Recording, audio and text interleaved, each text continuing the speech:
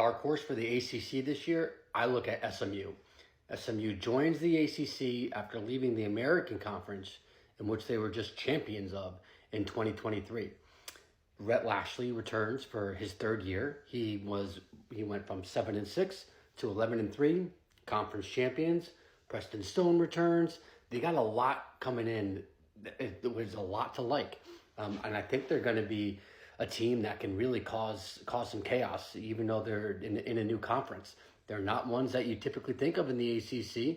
It's not like, the Virginia Techs are now in this conversation again as maybe, a dark horse or something like that. But I think SMU can hang around and be more competitive in the ACC than a lot of people may think and in their first year.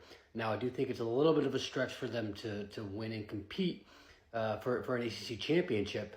But I do think that they'll be able to cause some chaos and, have some upsets, this year. So last year, they ranked 16th in yards per game last year. So they have a really good offense. Obviously, they'll be going up against some ACC defenses this year. So it'll be a step up in defense.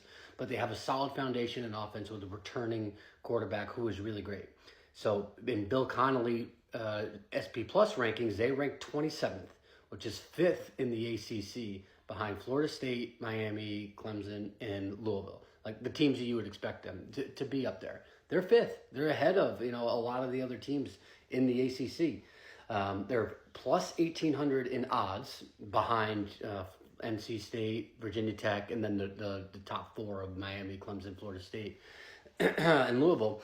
But they'll be right there. They're going to be competitors, and they have a relatively favorable schedule this year. Like I said, I don't think they'll get a conference championship this year, but I would not be surprised in the next 3 to 5 years if they're hosting that trophy.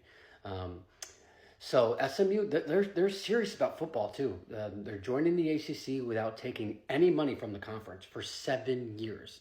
Craziness.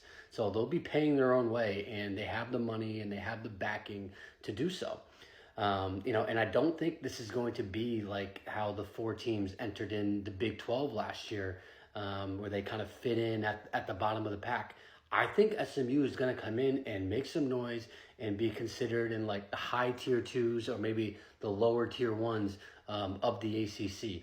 And now they have a relatively, manageable, tough schedule, but it's very, very front loaded. So we'll know early about this team. So they start off, they have a couple of out of conference games against BYU and TCU. Those will be like relatively local in terms of where they are now in the ACC. But 2, formidable opponents there. And then here's where it gets tricky. Then they are back-to-back hosting Florida State. Man, there are going to be a lot of eyes on that game. And then they go to Louisville. Now, those are by far their 2 toughest conference opponents, and they are 2 of the favorites to win the conference. But after that, they have a very favorable draw. They have Stanford, Duke, UVA, Pitt, and Cal. All those teams are at the bottom of the conference. This team can come in and they can win all of those games. They'll likely be, favorites to maybe short dogs in all those, latter games listed.